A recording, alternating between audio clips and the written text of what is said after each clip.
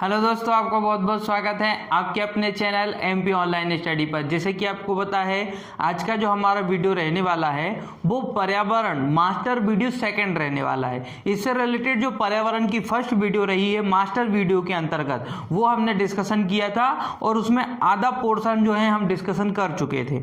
आज की वीडियो में जो है हाफ पोर्शन, जो हमारा आधा पोर्शन बाकी था, हम उस पर डिस्कशन करने वाले हैं। मास्टर वीडियो है, पर्यावरण की सेकेंड पार्ट है ये ना। फर्स्ट पार्ट ऑलरेडी अपलोड किया जा चुका है। अगर आपने फर्स्ट पार्ट नहीं देखा है तो आप प्लेलिस्ट में जाके फर्स्ट पार्ट जरूर देखें।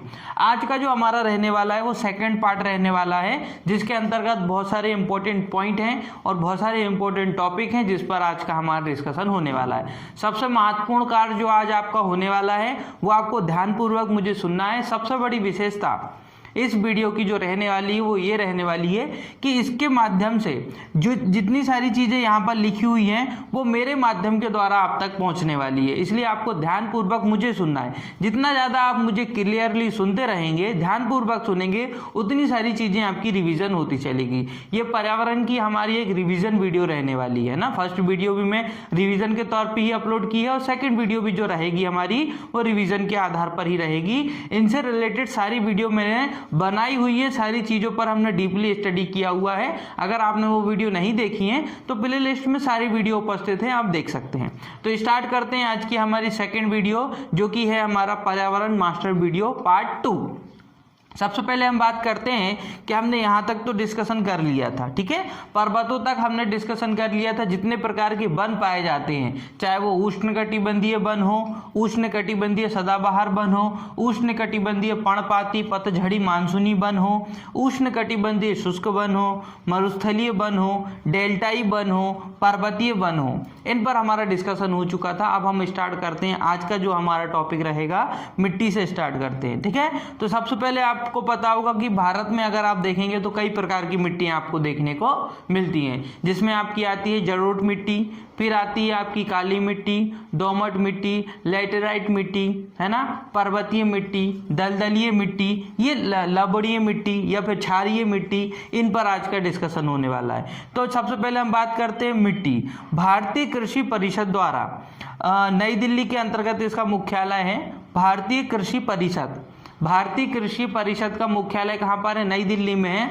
और इसके द्वारा भारत में 8 प्रकार से मिट्टी को वर्गीकृत किया गया है। मतलब मिट्टी को अगर हम विभाजित करें तो 8 प्रकार से हम मिट्टियों को विभाजित कर सकते हैं, जिसमें सबसे पहली जो मिट्टी आती है वो आती है जलोढ़ मिट्टी, है ना। जलोढ़ मिट्टी, जिसको हम कॉप मिट्टी भी कहते हैं, कछारी मिट्टी भी कहते हैं और परिवहित मिट्टी भी कहते हैं, ठीक है।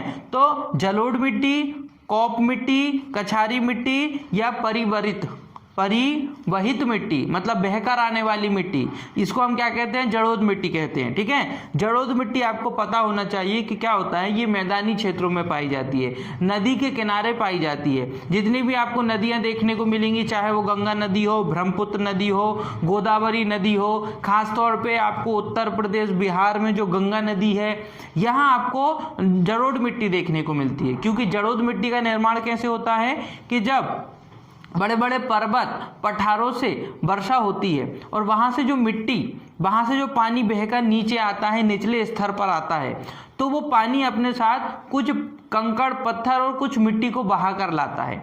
और वो मैदानी क्षेत्र पर वो छोटे छोटे कंकड़ पत्थर मिट्टियाँ जमा हो जाती हैं, जिससे जो है कौन सी मिट्टी का निर्माण होता है? उससे आपका जलोढ़ मिट्टी का निर्माण होता है। भारत में अगर आप देखेंगे तो भारत में आपको देखने को मिलेगा 22% क्षेत्रफल पर, भारत के कुल क्षेत्रफल के 22% भूभाग पर जलोढ़ मिट्टी पाई जाती है, ठीक है। और जलोढ़ मिट्टी का निर्माण कैसे होता है? जब पानी बहकर आता है, ऊंचे ऊंचे पर्वत पठारों से पानी बहकर आता है तो अपने साथ वो मिट्टी को बहाकर लाता है और वो मिट्टी निचले स्तर पर जम जाती है। इससे जो है जलोढ़ मिट्टी का निर्माण होता है, ठीक है। जलोढ़ मिट्टी लगभग भारत के 22% क्षेत्रफल पर पाई जाती है। इसको उपजाऊ मिट्टी कहते हैं, ठीक है। गंगा नदी, सिंध नदी, ब्रह्मपुत्र नदी, इन नदियों के किनारों पर पाई जाती है। पूर्वीय पश्चिमी मैदानों में भी पाई जाती है। अगर आप दक्षिण में जाएंगे, कर्नाटक, आंध्र प्रदेश, तमिलनाडु, केरल, गोवा, महाराष्ट्र, इनके तटीय भाग मतलब समुद्र से लगे हुए भाग, जितने भी समुद्र से लगे हुए भाग है यहाँ पर भी ये जो मैदानी भाग है, प्रायद्वीप पे जैसे कर्नाटक हो गया, केरल हो गया, तमिलनाडु हो गया, इनके मैदानी भाग जहाँ मैदान पाए जाते हैं वहाँ पर जो मिट्टी पाई जाएगी वो जलोढ़ मिट्टी पाई जाती है। क्यों? क्योंकि मैदानी भाग पर क्या होता है, जलोढ़ मिट्टी बहकर आती है। जो बहकर आने वाली मिट्टी होती है वो बाद में जलोढ़ मिट्टी का रूप ले लेती है। जलोढ़ मिट्टी भी हमको दो प्रकार की देखने को मिलती है, एक होती है बांगर और एक होती है खादर। एक होती है बांगर और एक होती है खादर। ठीक है, तो बांगर और खादर ये दो प्रकार होते हैं जलोढ़ मिट्टी के, ये भी आपको याद रखना है। ठीक है, तो ये आपको देखने को मिलती है। इसमें पोटेशियम, फास्फोरस और कार्बनिक पदार्थ है ना पर्याप्त मात्रा में पाए जाते हैं। जलोढ़ मिट्टी की अगर हम बात करें तो जलोढ़ मिट्टी में फास्फोरस, पोटेशियम और कार्बनिक पदार्थ पर्याप्त मात्रा में पाए जाते हैं। इसको बांगर और खादर मिट्टी कहते हैं। ठीक है, बांगर मिट्टी पुरानी मिट्टी कहलाती है और खादर मिट्टी नई मिट्टी कहलाती है। ठीक है, ये आपको याद रखना है। तो ये तो हो गई आपकी जलोढ़ मिट्टी। जलोढ़ मिट्टी की विशेषता आप मुख्य रूप से यही याद रखेंगे, कृषि के लिए उपजाऊ होती है, मैदानी क्षेत्रों में पाई जाती है। बहकर लाई जाने वाली मिट्टी जो होती है वो जलोढ़ मिट्टी ही कहलाती है। अब हम बात करते हैं काली मिट्टी। काली मिट्टी को हम कपासी मिट्टी भी कहते हैं, रेंगून मिट्टी भी कहते हैं और ज्वालामुखी से इसका निर्माण होता है। ये जो काली मिट्टी है, काली मिट्टी का निर्माण कैसे होता है? काली मिट्टी का निर्माण होता है ज्वालामुखी के विस्फोट से। जब ज्वालामुखी फटता है तो लावा निकलता है ना, जिसको हम मेग्मा भी कहते हैं। ज्वालामुखी का विस्फोट जब होता है तो उससे लावा निकलता है और ये जो लावा होता है जब भी पृथ्वी के अंदर होता है तो उसको मेग्मा कहते हैं। ठीक है, और जब वो लावा ज्वालामुखी के रूप में बाहर आता है तो वो जम जाता है। बाहर आने के बाद ठंडा हो जाता है, ठंडा हो जाता है तो जम जाता है, जिससे काली मिट्टी का निर्माण होता है। तो अधिकांश काली मिट्टी का निर्माण जो है ज्वालामुखी के विस्फोट से होता है। काली मिट्टी में लोहास अधिक मात्रा में होता है, लोहास की मात्रा काली मिट्टी में अधिक पाई जाती है। तो काली मिट्टी को हम कपासी, रेंगून मिट्टी भी कहते हैं। ज्वालामुखी के विस्फोट से जो लावा निकलता है उससे काली मिट्टी का निर्माण होता है। काली मिट्टी में लोहास अधिक मात्रा में पाए जाते हैं। अगर हम बात करें काली मिट्टी आपको कहाँ कहाँ देखने को मिलेगी, दक्कन का पठार, राजस्थान, गुजरात, दक्षिण का क्षेत्र जितना भी है आपका, है ना, दक्कन का पठार याद रखना है आपको। दक्कन का पठार, राजस्थान, गुजरात, महाराष्ट्र में भी महाराष्ट्र के अधिकांश क्षेत्रफल में आपको काली मिट्टी देखने को मिलेगी। मध्य प्रदेश में अगर आप देखेंगे तो थोड़ा सा मालवा का पठार मालवा का पठार, जहाँ मालवा का पठार वाला क्षेत्र है वहां पे भी आपको काली मिट्टी देखने को मिलेगी। ठीक है, महाराष्ट्र में अधिकांश क्षेत्रफल पर आपको काली मिट्टी देखने को मिलती है। राजस्थान, गुजरात, दक्षिण मध्य प्रदेश, कर्नाटक, आंध्र प्रदेश में आपको काली मिट्टी देखने को मिलेगी। कर्नाटक में भी और आंध्र प्रदेश में भी काली मिट्टी देखने को मिलती है। सबसे कम जोतने की आवश्यकता होती है इस मिट्टी को। काली मिट्टी जो होती है वो स्वयं जुत जाती है, इसको ज़्यादा जोतने की आवश्यकता नहीं होती है। ठीक है, तो ये कृषि के लिए जो है आवश्यक होती है और इसमें जो है कम मेहनत करनी पड़ती है। फिर हम बात करते हैं लाल मिट्टी। लाल मिट्टी को हम क्षेत्रीय मिट्टी भी कहते हैं। लोहे के ऑक्साइड के कारण इसका रंग जो होता है वो लाल होता है। लाल मिट्टी का रंग लोहे के ऑक्साइड के कारण होता है, इसमें लोहा के ऑक्साइड पाए जाते हैं। लोहे के ऑक्साइड पाए जाने के कारण ही ये मिट्टी जो होती है वो लाल रंग की होती है, इसलिए इसको लाल मिट्टी कहते हैं। लेकिन जब इस लाल मिट्टी में पानी की मात्रा अधिक हो जाती है तो ये पीली मिट्टी बन जाती है ना, इसका रंग पीला हो जाता है। जैसे ही लाल मिट्टी में पानी की मात्रा अधिक हो जाती है तो ये पीली मिट्टी बन जाती है और इसका रंग जो होता है वो पीला हो जाता है। पानी की अधिक मात्रा होने से इसका रंग पीला हो जाता है। इसमें नाइट्रोजन, फास्फोरस और ह्यूमस की कमी पाई जाती है। लगभग सभी प्रकार की मिट्टियों में नाइट्रोजन, फास्फोरस और ह्यूमस की कमी पाई जाती है। ठीक है, ह्यूमस की कमी पाई जाती है। तो नाइट्रोजन, फास्फोरस और ह्यूमस इन तीनों की कमी पाई जाती है लगभग सभी मिट्टी में, केवल एक मिट्टी को छोड़कर, और वो मिट्टी जो है वो आपकी आ जाती है लेटेराइट मिट्टी। लेटेराइट मिट्टी की अगर हम बात करें या फिर हम बात करें लवड़ी, ये आपका पीट मिट्टी, क्योंकि इसमें जीवाश्म पाए जाते हैं। जिस मिट्टी में जीवाश्म पाए जाते हैं वहाँ ह्यूमस की कमी नहीं होती है ना। जिस भी मिट्टी का निर्माण जीवाश्म पदार्थ से होता है। जीवाश्म सड़े गले मृत पदार्थों से जिस मिट्टी का निर्माण होता है उस मिट्टी में ह्यूमस की कमी नहीं होती है, इतना आपको याद रखना है। बाकी सारी मिट्टी जो है उसमें नाइट्रोजन, फास्फोरस और ह्यूमस की कमी पाई जाती है, ठीक है। और लाल मिट्टी में भी नाइट्रोजन, फास्फोरस और ह्यूमस की कमी पाई जाती है। लाल मिट्टी आपको प्रायद्वीपीय क्षेत्रों में देखने को मिलेगी, दक्षिण क्षेत्र, भारत के दक्षिण वाले क्षेत्र में देखने को मिलेगी, जैसे कि तमिलनाडु, आंध्र प्रदेश, उड़ीसा, झारखंड, छोटा नागपुर का पठार, यहां आपको लाल मिट्टी देखने को मिलेगी, ठीक है। तो ये पूरा आपको लाल मिट्टी में याद रखना है। लोहे के ऑक्साइड के कारण ही इसका रंग कैसा होता है, लाल होता है, ये विशेष तौर पे याद रखना है। फिर बात करते हैं हम लेटेराइट मिट्टी की। लेटेराइट मिट्टी की बात करें तो मानसूनी मिट्टी होती है, ये मानसूनी जलवायु मिट्टी इसको कहा जाता है। कम उपजाऊ होती है ये, है ना, ये थोड़ी सी कम उपजाऊ होती है। 200 सेंटीमीटर से कम जहां बारिश होती है वहां लेटेराइट मिट्टी का निर्माण हो जाता है ना। या जहां पर 200 सेंटीमीटर से कम बारिश होती है वहां लेटेराइट मिट्टी का निर्माण हो जाता है। सर्वाधिक केरल में पाई जाने वाली मिट्टी है ये लेटेराइट मिट्टी, केरल में सर्वाधिक पाई जाती है लेटेराइट मिट्टी।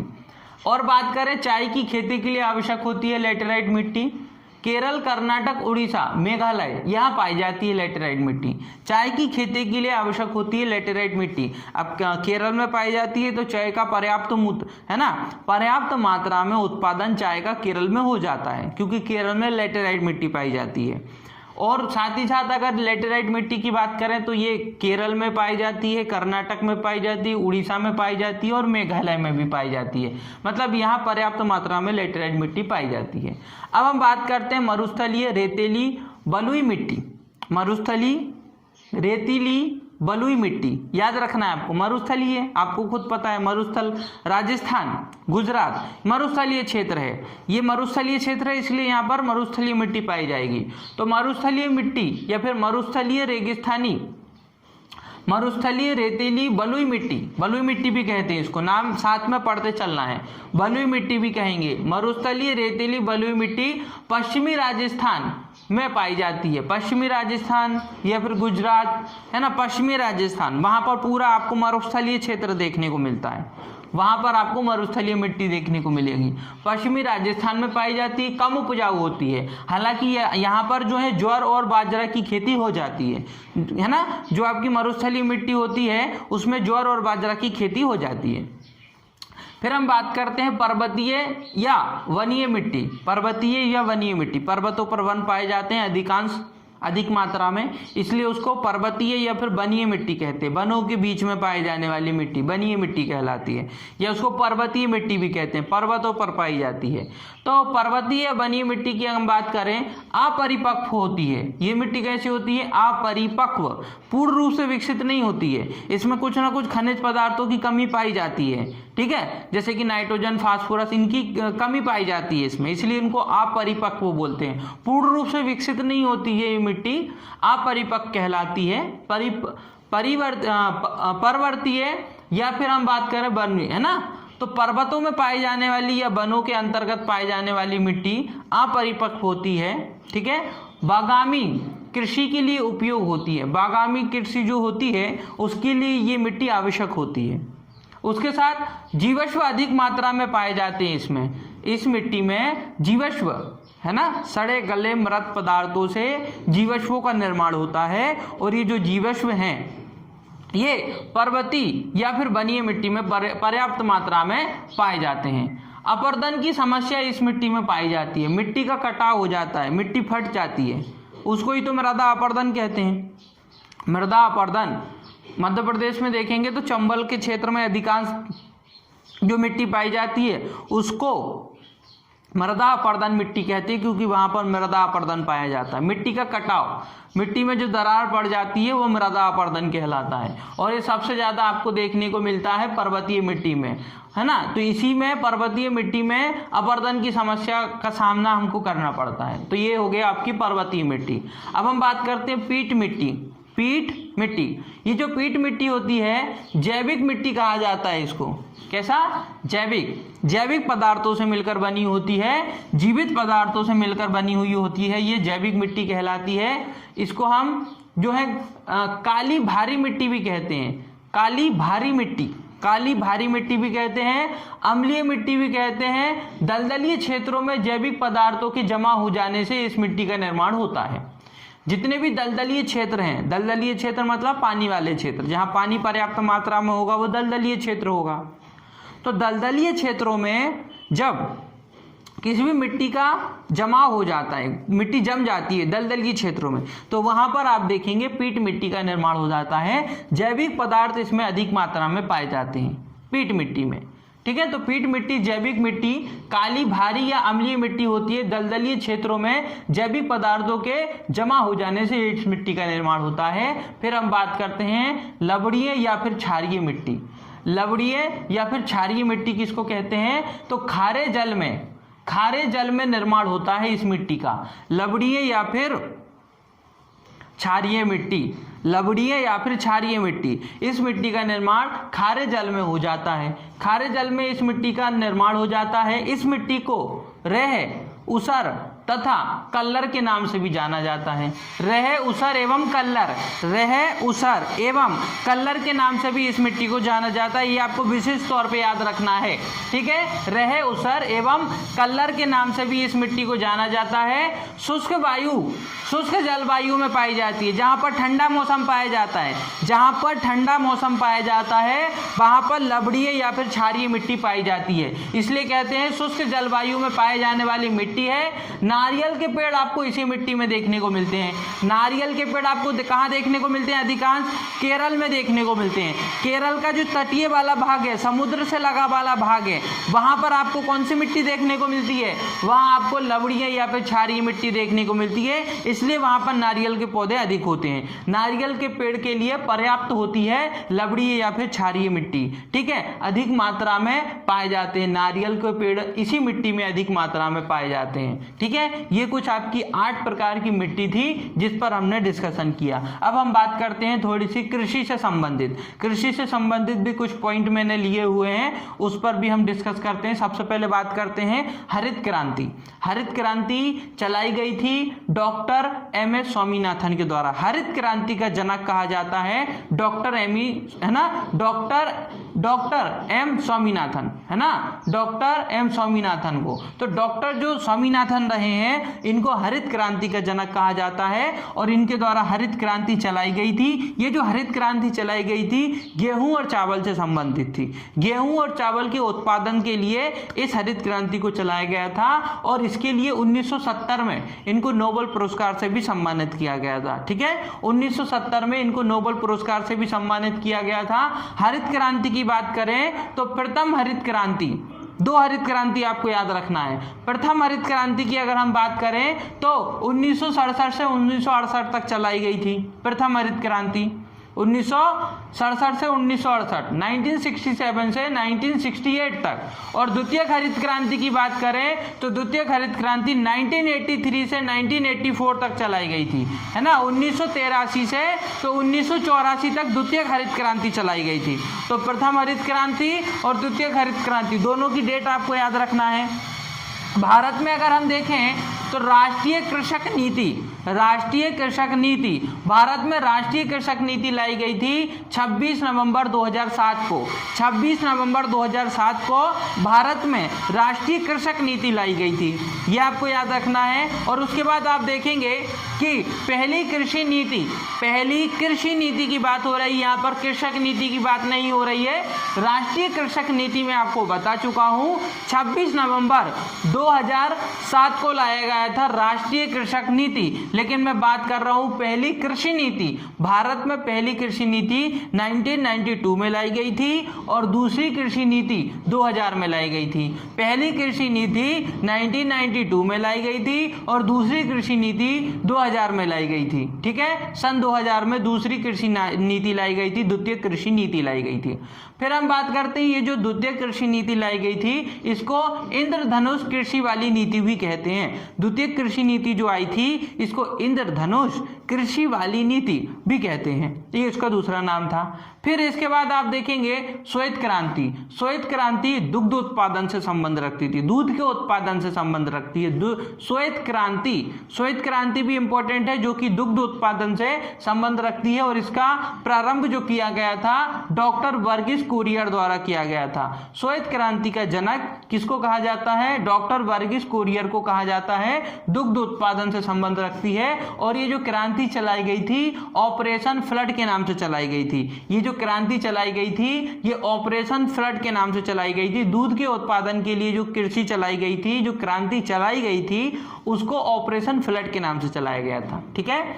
1970 में राष्ट्रीय डेयरी विकास बोर्ड की स्थापना की गई थी। 1970 में राष्ट्रीय डेयरी विकास बोर्ड की स्थापना की गई थी, ये आपको याद रखना है। भारत में अगर आप देखेंगे तो 54% लोग कृषि पर निर्भर करते हैं। 54%, लगभग 50% से ज्यादा, 54% लोग, है ना, आधी जनसंख्या से ज्यादा लोग कृषि पर निर्भर करते हैं। और 51 क्षेत्रफल पर कृषि होती है। भारत के कुल क्षेत्रफल का 51% क्षेत्रफल पर कृषि होती है। मतलब भारत कृषि प्रधान देश है। यहाँ पर कृषि पर बहुत कुछ निर्भर करता है।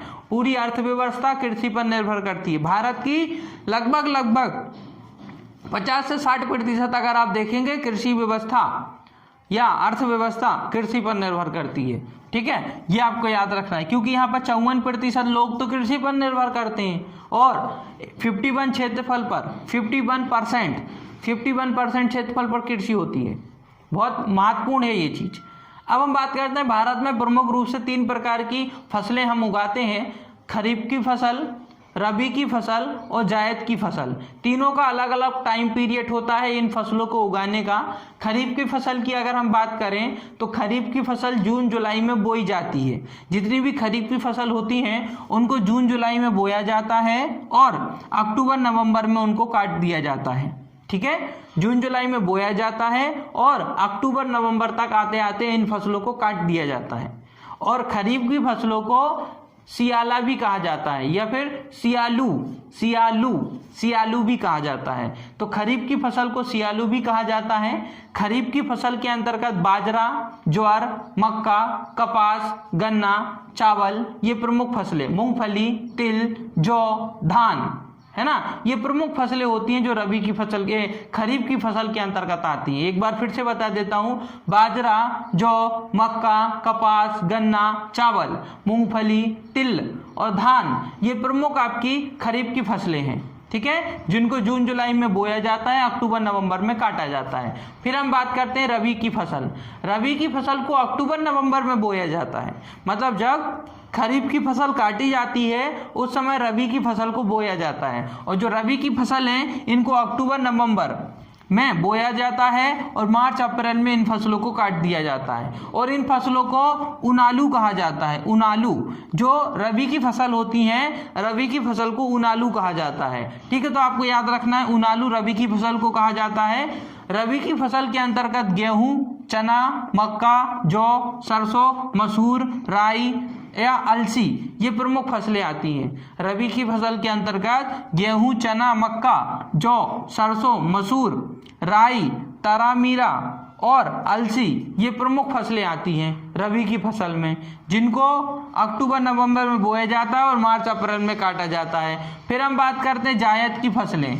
जायद की फसलों के अंतर्गत अगर आप देखेंगे तो जायद की फसलों को फरवरी मार्च में बोया जाता है और मई जून में काटा जाता है। फरवरी और मार्च महीने में इन फसलों को, जायद की फसलों को बोया जाता है और मई जून में इन फसलों को काट दिया जाता है। ठीक है, जो जायद की फसलें होती हैं इसको चौमासा कहा जाता है। जायद की जो फसलें होती हैं इनको चौमासा कहा जाता है।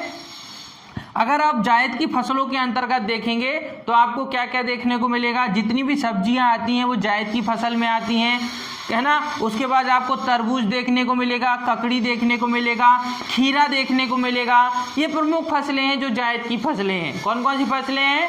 सब्जियां हो जाएंगी जायद की फसलों में, ककड़ी हो जाएगी, तरबूज हो जाएगा, खीरा हो जाएगा, ये प्रमुख आपकी जायद की फसलें हैं।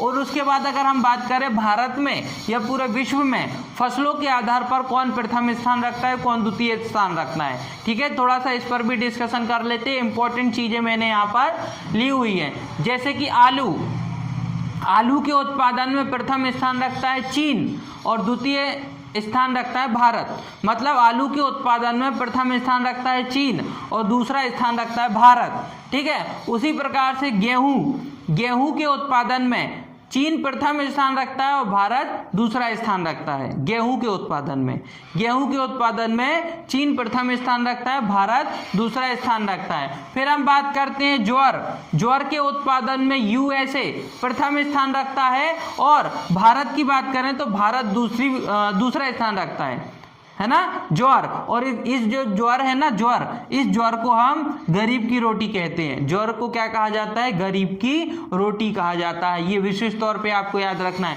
ज्वार के उत्पादन में यूएसए प्रथम स्थान रखता है और भारत दूसरा स्थान रखता है ज्वार के उत्पादन में, और इसको गरीब की रोटी कहा जाता है ज्वार को। ये आपको विशेष तौर पे याद रखना है। गन्ने के उत्पादन में ब्राजील प्रथम स्थान रखता है और भारत दूसरा स्थान रखता है। गन्ने के उत्पादन में ब्राजील प्रथम स्थान रखता है और भारत दूसरा स्थान रखता है। गन्ने में ब्राजील आपको याद रखना है, ठीक है, और भारत दूसरा स्थान रखता है। वहीं अगर हम बात करें कपास के उत्पादन में चीन प्रथम स्थान रखता है। कपास के उत्पादन में चीन प्रथम स्थान रखता है, भारत दूसरा स्थान रखता है। ये आपको याद रखना है, ठीक है। ये आपको विशेष तौर पे याद रखना है। अब थोड़ी सी संस्थाओं के नाम यहाँ पे लिखे हुए मैंने, वो भी आप देख लीजिए।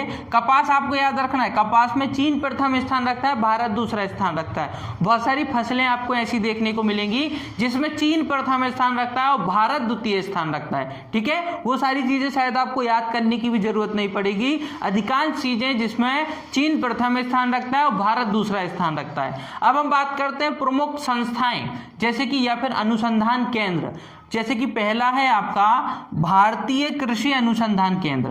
ये आपको नई दिल्ली में देखने को मिलेगा, इसका मुख्यालय नई दिल्ली में है। भारतीय कृषि अनुसंधान केंद्र, इसका मुख्यालय नई दिल्ली में है। फिर बात करते हैं हम केंद्रीय कृषि अनुसंधान केंद्र। केंद्रीय है ये, है ना, केंद्रीय कृषि अनुसंधान केंद्र। तो केंद्रीय कृषि अनुसंधान केंद्र का मुख्यालय पोर्ट ब्लेयर में है ना, पोर्ट ब्लेयर में आपको किसका मुख्यालय देखने को मिलेगा, केंद्रीय कृषि अनुसंधान केंद्र का मुख्यालय पोर्ट ब्लेयर में देखने को मिलेगा। केंद्रीय चावल अनुसंधान केंद्र, ये आपको कटक उड़ीसा में देखने को मिलेगा। इसका मुख्यालय कटक उड़ीसा में देखने को मिलेगा। केंद्रीय चावल अनुसंधान केंद्र का मुख्यालय कटक उड़ीसा में देखने को मिलेगा। उसके बाद आपको केंद्रीय गन्ना अनुसंधान केंद्र आपको लखनऊ में देखने को मिलेगा, उत्तर प्रदेश। केंद्रीय गन्ना अनुसंधान केंद्र आपको कहाँ देखने को मिलेगा, तो ये आपको देखने को मिलेगा लखनऊ, उत्तर प्रदेश।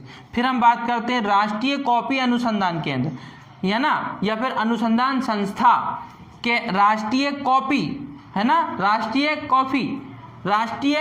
कॉफी अनुसंधान केंद्र, ये आपको देखने को मिलेगा कुर्ग, कर्नाटक का एक क्षेत्र है कुर्ग, यहाँ अधिक मात्रा में कॉफी का उत्पादन किया जाता है। राष्ट्रीय कॉफी अनुसंधान संस्था आपको कुर्ग कर्नाटक में देखने को मिलेगा। और राष्ट्रीय सरसों अनुसंधान केंद्र भरतपुर में देखने को मिलेगा। राष्ट्रीय सरसों अनुसंधान केंद्र, ये आपको भरतपुर में देखने को मिलेगा। तो ये प्रमुख संस्थाएं हैं जिनके नाम और ये इनका मुख्यालय कहाँ है ये आपको पता होना चाहिए, ठीक है।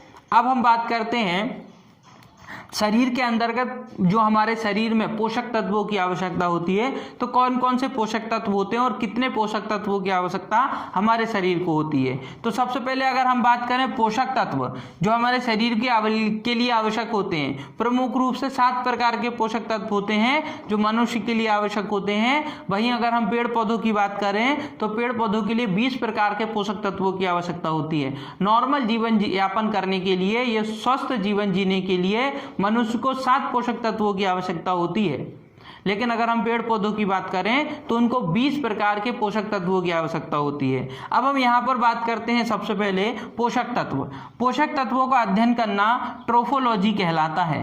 पोषक तत्वों का अध्ययन करना ट्रोफोलॉजी कहलाता है, याद रखना है। मनुष्य को 7 प्रकार के पोषक तत्वों की आवश्यकता होती है, लेकिन अगर हम बात करें पेड़ पौधे तो पेड़ पौधों को 17 प्रकार के पोषक तत्वों की आवश्यकता होती है ना। और मनुष्य में सर्वाधिक आपको कार्बोहाइड्रेट, वसा, प्रोटीन, सर्वाधिक मात्रा में कार्बोहाइड्रेट की आवश्यकता होती है ना। प्रोटीन की मात्रा होती है, वसा की आवश्यकता होती है, विटामिन की आवश्यकता होती है, कम मात्रा में होती है ना। फिर उसके बाद खनिज लवण, जल, न्यूक्लिक अम्ल, ये प्रमुख पोषक तत्व हैं। एक बार फिर से बता देता हूं मैं, कार्बोहाइड्रेट, वसा, प्रोटीन, विटामिन, खनिज लवण, जल, न्यूक्लिक अम्ल, इनकी आवश्यकता होती है मनुष्य को। मनुष्य को अपनी बॉडी को स्वस्थ रखने के लिए कार्बोहाइड्रेट कार्बन होता है, हाइड्रोजन होता है, ऑक्सीजन होता है, वसा, प्रोटीन, विटामिन, खनिज लवण, जल, न्यूक्लिक अम्ल, इनकी आवश्यकता होती है। ठीक है, अब हम सबसे पहले इसमें टॉपिक स्टार्ट करते हैं विटामिन, है ना। विटामिन की अगर हम बात करें, इसको शरीर का खाद्य मंत्री कहा जाता है। विटामिन को आपको vitamin A, vitamin B, vitamin C, vitamin D देखने को मिलेंगे। तो अगर आप देखेंगे विटामिन, तो विटामिन को शरीर का खाद्य मंत्री कहा जाता है ना, खाद्य मंत्री, याद रखना विटामिन्स को। विटामिन्स की जो खोज की गई थी वो 1912 में की गई थी हॉपकिंस के द्वारा।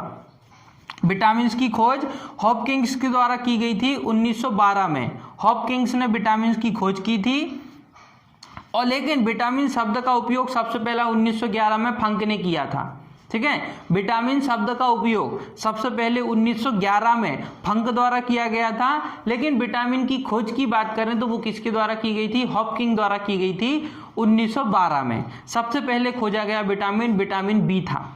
सर्वप्रथम पहले खोजा गया, सबसे पहले खोजा गया विटामिन बी होता था, जिससे कौन सा रोग होता है? बेरी रोग होता है ना, ये आपको पता होना चाहिए। अब हम बात करते हैं कि विटामिन शब्द की खोज या विटामिन शब्द का प्रयोग सबसे पहले फंक ने किया था 1911 में, लेकिन विटामिन की खोज, विटामिन शब्द की नहीं, विटामिन की खोज अगर हम बात करें तो हॉपकिंस ने किया था।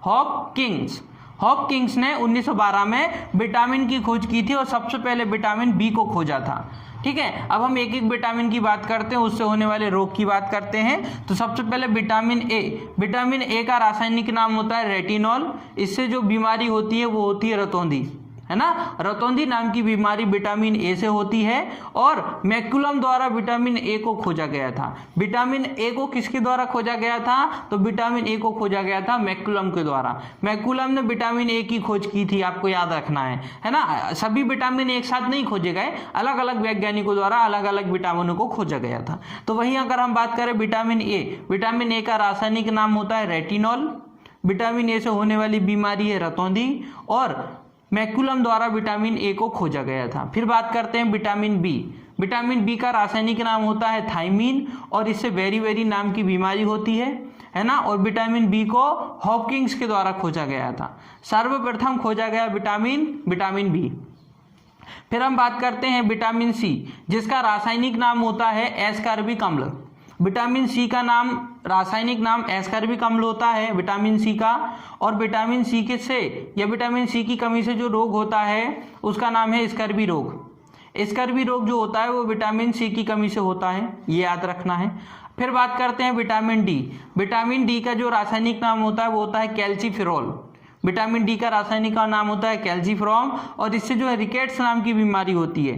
ठीक है, विटामिन डी की अगर हम बात करें तो विटामिन डी का रासायनिक नाम होता है कैल्सीफेरॉल, और इससे रिकेट्स नाम की बीमारी होती है बच्चों में, लेकिन बड़ों में ऑस्टियोमलेरिया, है ना, ऑस्टियोमोलेरिस, है ना, ऑस्टियोमोलेरिस बड़ों में हो जाती है, लेकिन जो रिकेट्स होता है वो बच्चों में बीमारी होती है। दोनों में अंतर याद रखना, रिकेट्स जो बीमारी है वो बच्चों में होती है। ठीक है, जो कि विटामिन डी की कमी से होता है। विटामिन डी जो है सूर्य के प्रकाश से हमको प्राप्त होता है, ऐसा बोला जाता है, परंतु सूर्य के प्रकाश की किरण की उपस्थिति में हमारी बॉडी के अंदर विटामिन डी का निर्माण होता है। यह आपको याद रखना है कि विटामिन डी का निर्माण हमारी बॉडी में ही होता है, परंतु उसके लिए सूर्य के प्रकाश की किरणों की आवश्यकता होती है।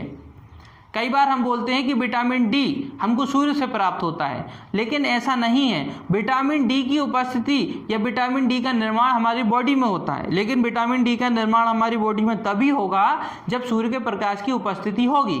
तो सूर्य के प्रकाश की उपस्थिति में हमारी बॉडी में विटामिन डी का निर्माण होता है, ये आपको याद रखना है। लेकिन उसके लिए सूर्य के प्रकाश की आवश्यकता होती है।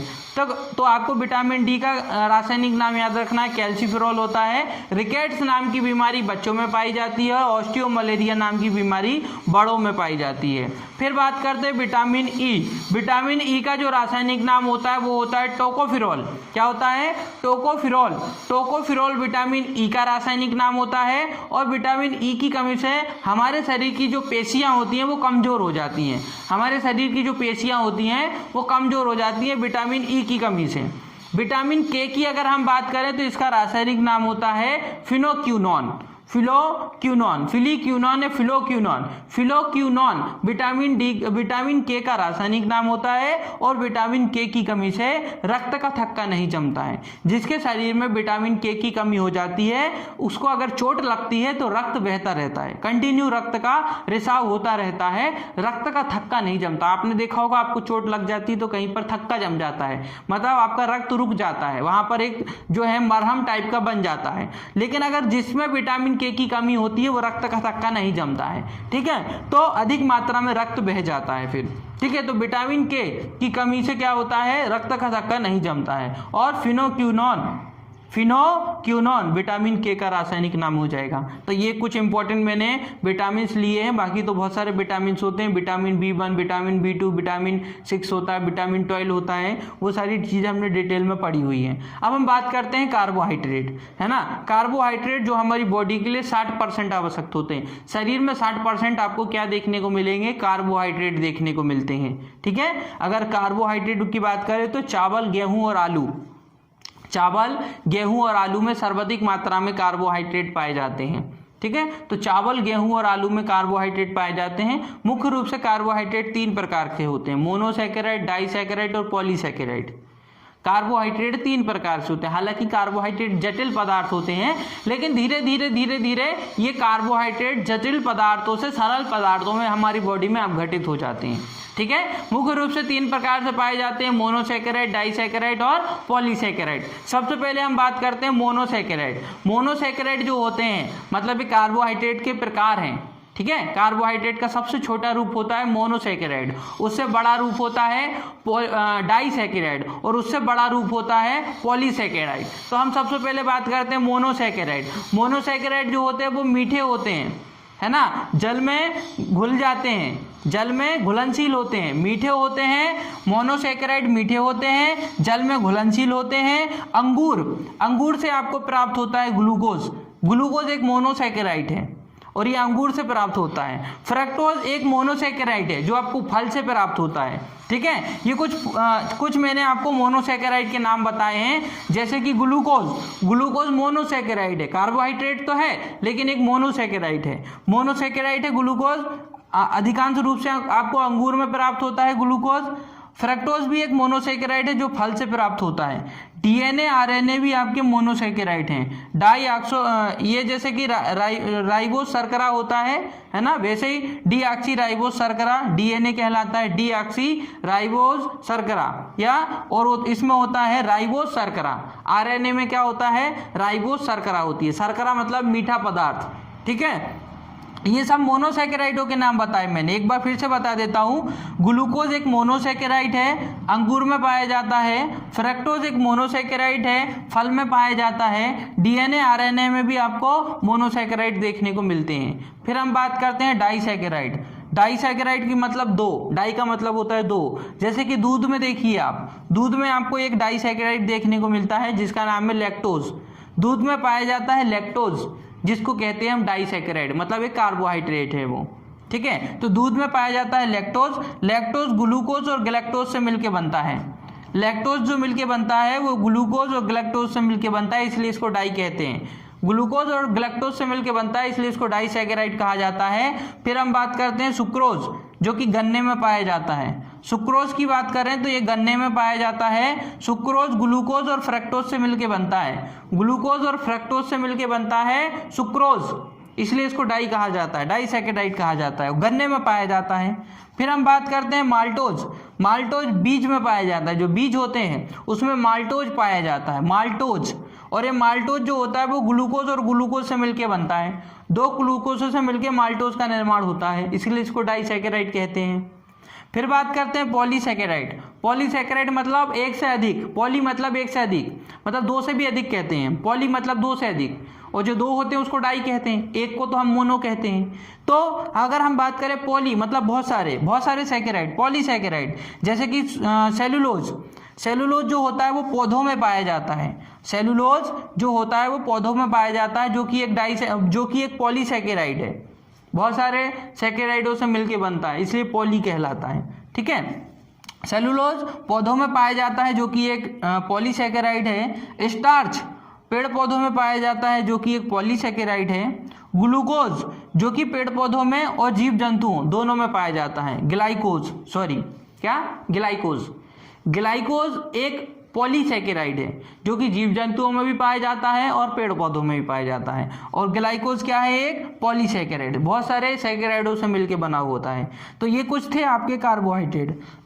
3 प्रकार के मैंने आपको कार्बोहाइड्रेट बताए, मोनोसैकेराइड, डाइसैकेराइड और पॉलीसैकेराइड। अब हम बात करते हैं प्रोटीन।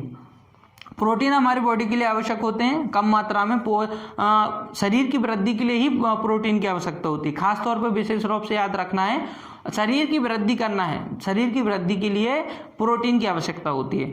शरीर में 20 प्रकार का प्रोटीन की आवश्यकता होती है, जिसमें से हम बोलते हैं 10 प्रोटीन आवश्यक होते हैं, 10 प्रोटीन अनावश्यक होते हैं। हमारे शरीर को 20 प्रकार के प्रोटीन की आवश्यकता होती है, जिसमें से 10 प्रकार के प्रोटीन तो हम बाहर से ग्रहण कर लेते हैं, लेकिन 10 प्रकार के प्रोटीन का निर्माण हमारी बॉडी में हो जाता है। जिनको बाहर से ग्रहण करते हैं उन प्रोटीनों को कहते हैं आवश्यक प्रोटीन, और जिन प्रोटीनों का निर्माण बॉडी में ही हो जाता है उनको कहते हैं अनावश्यक प्रोटीन। ठीक है, तो हमारे शरीर में अगर हम बात करें आवश्यक प्रोटीन 10 होते हैं, अनावश्यक प्रोटीन भी 10 होते हैं। ठीक है, आवश्यक प्रोटीन उनको कहते हैं जो हमको बाहर से ग्रहण करना होता है ना, उनको आवश्यक प्रोटीन कहते हैं। जिन प्रोटीनों का निर्माण बॉडी में हो जाए उनको अनावश्यक प्रोटीन कहते हैं। अब बात करते हैं प्रोटीन कितने प्रकार के होते हैं। खासतौर पे 3 प्रकार रखिए, सरल प्रोटीन, संयुग्मी प्रोटीन और मिश्रित प्रोटीन। ठीक है, एक होता है आपका सरल प्रोटीन, एक होता है संयुग्मी प्रोटीन और एक होता है व्युत्पन्न प्रोटीन। 3 प्रकार के प्रोटीन हैं। सबसे पहले हम बात करते हैं सरल प्रोटीन। सरल प्रोटीन का नाम सरल इसीलिए है क्योंकि ये केवल और केवल अमीनो अम्ल से मिलकर बने होते हैं। अमीनो अम्लों से मिलकर बने हुए प्रोटीन सरल प्रोटीन कहलाते हैं। उसमें केवल अमीनो अम्ल ही होता है, बहुत सारे अमीनो अम्ल आपस में जुड़ जाते हैं और एक प्रोटीन का निर्माण करते हैं, जिसको सरल प्रोटीन कहते हैं। ठीक है, फिर तो ये जो सरल प्रोटीन होते हैं इसमें केवल अमीनो अम्ल ही पाया जाता है। और अगर हम सरल प्रोटीन की बात करें तो चावल में पाया जाता है सरल प्रोटीन, गेहूं में पाया जाता है सरल प्रोटीन, भैंस के दूध में पाया जाता है, गाय के दूध में पाया जाता है सरल प्रोटीन। कौन कौन से प्रोटीन पाए जाते हैं सरल, वो भी देख लो। चावल में पाया जाता है ओराइजीन, चावल में एक प्रोटीन पाया जाता है जिसका नाम है ओराइजीन। गेहूं में पाए जाने वाला प्रोटीन होता है ग्लूटीन। भैंस के दूध में पाया जाता है केसिन, भैंस के दूध में केसिन नाम का प्रोटीन पाया जाता है। गाय के दूध में कैरेटीन नाम का प्रोटीन पाया जाता है। गाय के दूध में जो कैरेटीन नाम का प्रोटीन पाया जाता है वो सरल प्रोटीन है, याद रखना। अब हम बात करते हैं संयुग्मी प्रोटीन। संयुग्मी प्रोटीन ऐसे प्रोटीनों के कहते हैं जो कि अमीनो अम्ल तथा अन्य किसी पदार्थों से मिलकर बने होते हैं। संयुग्मी प्रोटीन उन प्रोटीनों को कहते हैं जो कि अमीनो अम्ल और किसी अन्य पदार्थों से मिलकर बने होते हैं, वो संयुग्मी प्रोटीन कहलाते हैं। लेकिन केवल अमीनो अम्लों से मिलकर जो बने होते हैं वो सरल प्रोटीन कहलाते हैं। तो अगर हम बात करें संयुग्मी प्रोटीन की तो अमीनो अम्ल व अन्य पदार्थों से मिलकर बने होते हैं, जैसे कि आपने देखा होगा हीमोग्लोबिन एक आपका संयुग्मी प्रोटीन है। क्यों? क्योंकि हिम प्लस ग्लोबिन से मिलके बना है। हिम प्लस ग्लोबिन से मिलके हीमोग्लोबिन बनता है। हिम का मतलब होता है आयरन, आयरन मतलब लोहा। हिम का मतलब होता है आयरन, आयरन मतलब लोहा। ग्लोबिन नाम का एक प्रोटीन होता है, ग्लोबिन नाम का एक प्रोटीन होता है। तो ग्लोबिन प्लस हिम से मिलकर हीमोग्लोबिन बनता है, इसलिए उसको संयुग्मी प्रोटीन कहते हैं। ठीक है, तो संयुग्मी प्रोटीन के अंतर्गत आ जाता है हीमोग्लोबिन। हिम मतलब आयरन होता है और ग्लोबिन मतलब प्रोटीन होता है, इनसे मिलके बनता है। अब हम बात करते हैं तीसरे नंबर पर व्युत्पन्न प्रोटीन। व्युत्पन्न प्रोटीन जो होते हैं वो सरल प्रोटीन और संयुग्मी प्रोटीन से मिलके बने होते हैं। मतलब सरल प्रोटीन और संयुग्मी प्रोटीन दोनों को मिक्स कर दो तो कौन सा प्रोटीन बन जाता है? व्युत्पन्न प्रोटीन बन जाता है। और व्युत्पन्न प्रोटीन की अगर हम बात करें तो सरल और संयुग्मी प्रोटीन से मिलकर बना होता है। उदाहरण की बात करें तो पेप्टोज, पेप्टोज एक व्युत्पन्न प्रोटीन है। डिटेल में सारी चीज हमने डिस्कस की है वीडियो के अंतर्गत, बहुत सारे उदाहरण लिए हैं। यहाँ तो मैंने थोड़े से इंपॉर्टेंट ही उदाहरण लिए हैं, वीडियो में मैंने सारे उदाहरण आपको बताए हैं। अब हम बात करते हैं कि मनुष्य में चाहे वो जल प्रदूषण हो, ये तो प्रोटीन की बात हो गई आपकी, मैंने आपको 3 प्रकार के प्रोटीन बता दिए। अब हम बात करते हैं जल प्रदूषण या वायु प्रदूषण से होने वाले रोग, बहुत इंपॉर्टेंट है पर्यावरण के अंतर्गत प्रदूषण में। जल प्रदूषण या फिर वायु प्रदूषण में जैसे कि वायरस के द्वारा भी कई प्रकार के रोग होते हैं, प्रोटोजोआ के द्वारा भी होते हैं, कृमि के द्वारा भी होते हैं, जीवाणुओं के द्वारा भी होते हैं, कई प्रकार के रोग होते हैं। तो सबसे पहले हम देखते हैं कौन कौन से रोग होते हैं और उन रोगों को फैलाने वाले वाहक कौन कौन से होते हैं। रोगों को फैलाने वाले वाहक होते हैं, ये हमारे शरीर में होते हैं जो रोगों को फैलाने का काम करते हैं, या रोग को फैलाने वाले प्रमुख रूप से वाहक होते हैं। ठीक है, तो आपको याद रखना है कि मैं आपको क्या बताने वाला हूं, मैं आपको बता रहा हूं रोग और उनको फैलाने वाले वाहक। सबसे पहले हम बात करते हैं कवक जनित रोग। कवकों के माध्यम से होने वाले रोग कवक जनित रोग कहलाएंगे। वायरस के द्वारा होने वाले रोग वायरस जनित रोग कहलाएंगे। तो कवक जनित रोग, कवक के जनित रोग मतलब कवक के द्वारा कौन कौन से रोग होते हैं, कवक कौन कौन से रोग फैलाता है। सबसे पहले गंजापन, गंजापन आपने देखा होगा, गंजापन होता है टीबिया कैपिटिस, टीबिया कैपिटिस के माध्यम से होता है। ये जो आपका टीबिया कैपिटिस होता है ये क्या करता है, ये गंजापन रोग फैलाता है ना। तो गंजापन रोग कौन सा रोग है, ये कवक जनित रोग। मैं आपको जो बता रहा हूं उसको ध्यानपूर्वक सुनना है। कवक जनित रोग मतलब कवक से होने वाले रोग, कौन कौन से रोग हैं वो देख लीजिए। गंजापन, गंजापन जो होता है वो टीबिया कैपिटिस के माध्यम से होता है। और टीबिया कैपिटिस क्या है, एक कवक है, तो याद रखना है आपको, कवक की बात हो रही है तो कवक ही रहेंगे वो। ठीक है, तो टीबिया कैपिटिस एक कवक जनित रोग है। खाज, खाज, खाज खुजली जो होती है ना, खाज, खाज की जो बीमारी होती है वो स्केरस स्केबीज के माध्यम से होती है। नाम आपको बहुत ध्यानपूर्वक सुनना है। खाज की जो बीमारी होती है वो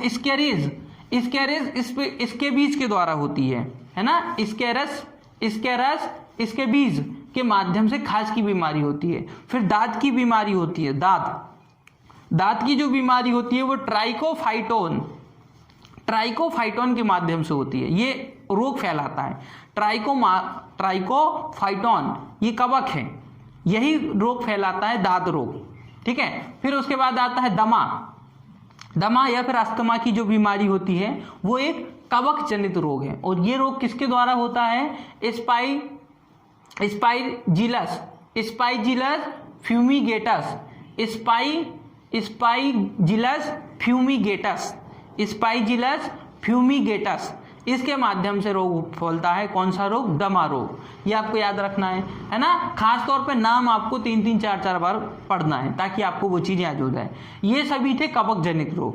अब हम बात करते हैं प्रोटोजोआ जनित रोग, मतलब प्रोटोजोआ के माध्यम से होने वाले रोग। प्रोटोजोआ के माध्यम से कौन कौन से रोग होते हैं वो देख लीजिए जरा। जैसे कि निद्रा रोग, ज्यादा नींद आना, निद्रा रोग। निद्रा रोग जो होता है वो होता है आपका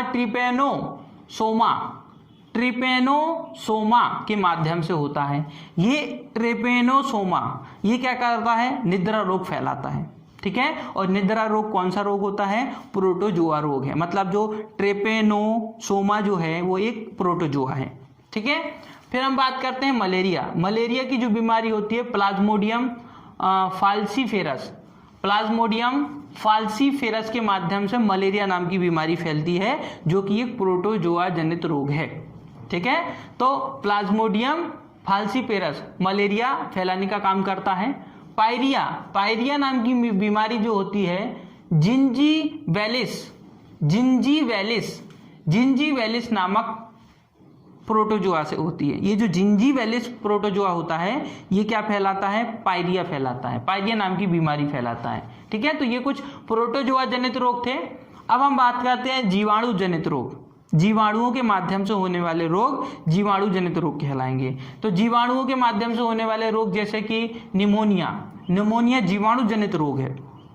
निमोनिया जीवाणु जनित रोग है और ये होता है, निमोनिया जो होता है इसके प्रभाव कहाँ पड़ता है? फेफड़े पे, शरीर में फेफड़े पर निमोनिया का प्रभाव पड़ता है। बहुत सारे रोग हैं, उनका पता होना चाहिए आपको कि इसकी बीमारी कहाँ इफेक्ट करती है, हमारे शरीर की बॉडी में कहाँ इफेक्ट करती है। ठीक है, तो अगर हम बात करें निमोनिया फेफड़ों में होती है।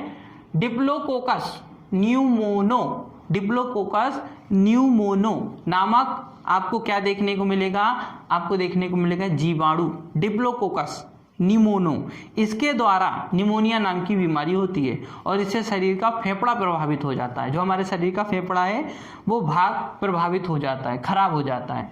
काली खांसी का प्रभाव फेफड़ों पर पड़ता है। काली खांसी की बीमारी फेफड़ों पर प्रभाव डालती है ना। और ये होती है आपकी वर्डेटेला पर्टूसिस नामक जीवाणु के द्वारा होती है। वर्डुटेला पर्टूसिस, इसके द्वारा ये बीमारी फैलती है। ठीक है, कौन सी बीमारी? ये है आपकी काली खांसी। फिर हम बात करते हैं टाइफाइड की अगर हम बात करें, है ना, छोटी आंत, टाइफाइड की जो बीमारी होती है छोटी आंत पर प्रभाव डालती है। छोटी आंत, बड़ी आंत जो होती है पाचन तंत्र में, तो छोटी आंत जो होती है उस पर प्रभाव डालती है टाइफाइड की बीमारी जब भी होती है तो हमारे शरीर की जो छोटी आंत है वो प्रभावित हो जाती है ना, वो दूषित हो जाती है, खराब हो जाती है। और ये जो टाइफाइड की बीमारी होती है साल्मोनेला टाइफाइसी नामक जीवाणु के द्वारा होती है। तो याद रखना है, साल्मोनेला टाइफाइसी के द्वारा ये बीमारी होती है, जीवाणु जनित रोग है ये, है ना।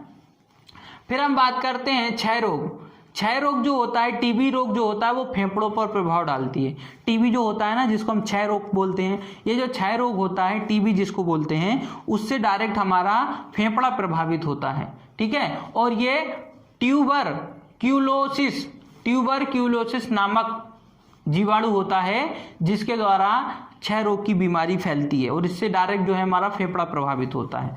फिर इसके बाद हम बात करते हैं हैजा नाम की जो बीमारी होती है उससे हमारा पाचन तंत्र प्रभावित हो जाता है।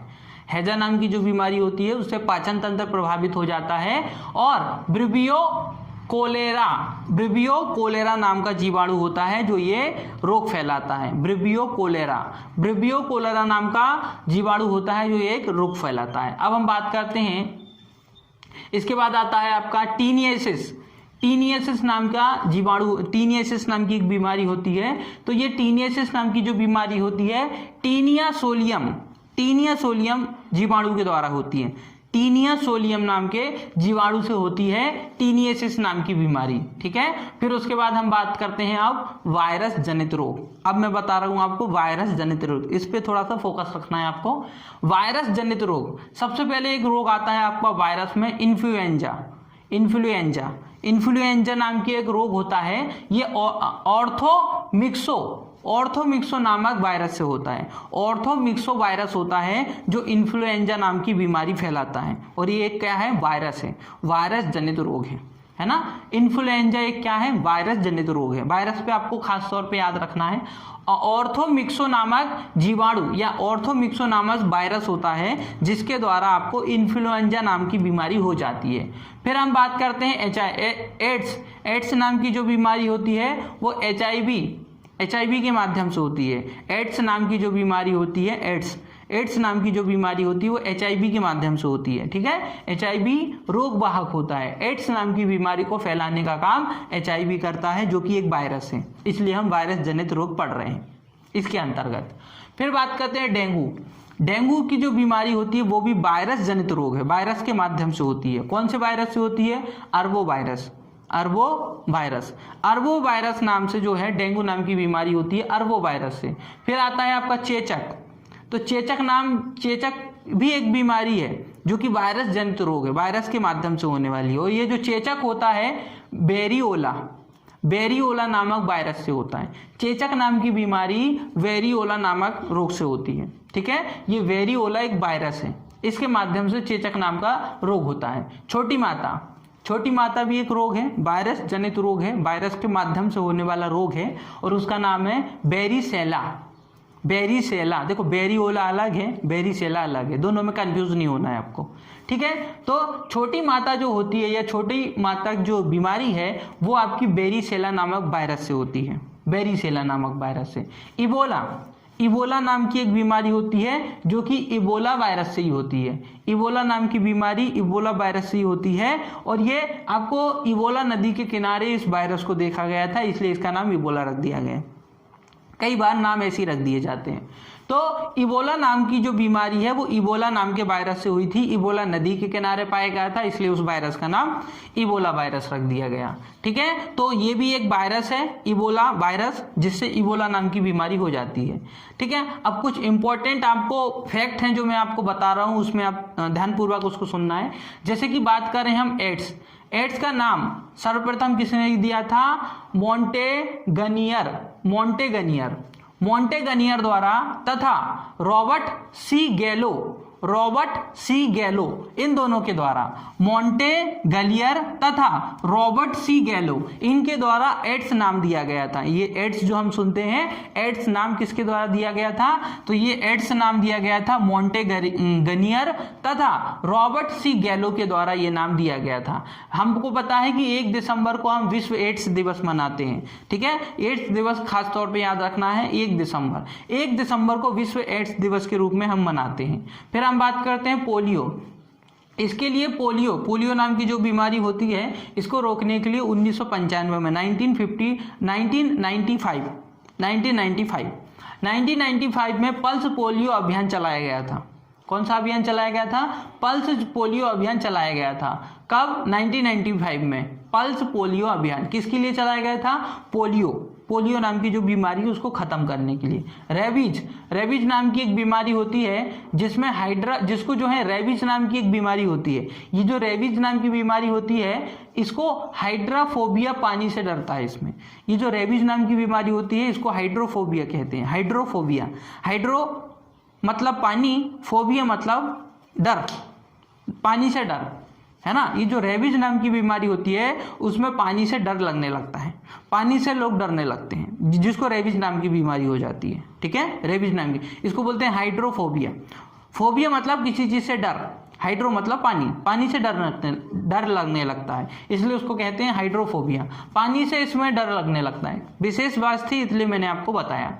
अब हम बात करते हैं इबोला। इबोला नाम का जो वायरस है ये सबसे पहले खोजा गया था सूडान में। सूडान की एक नदी है जिसका नाम है इबोला नदी, उसके किनारे इसको सर्वप्रथम 1976 में देखा गया था, इसलिए उसका नाम रख दिया इबोला। सूडान में एक नदी है जिसका नाम है इबोला नदी। इबोला नदी के किनारे एक वायरस खोजा गया था, इसलिए उस वायरस का नाम रख दिया इबोला, और उससे होने वाला रोग इबोला रोग। ठीक है, और इसको खोजा गया था 1976 में इबोला नदी के किनारे, जो कि सूडान में बहती है। फिर हम बात करते हैं डेंगू। डेंगू जो रोग होता है इसको हड्डी तोड़ बुखार भी कहा जाता है ना।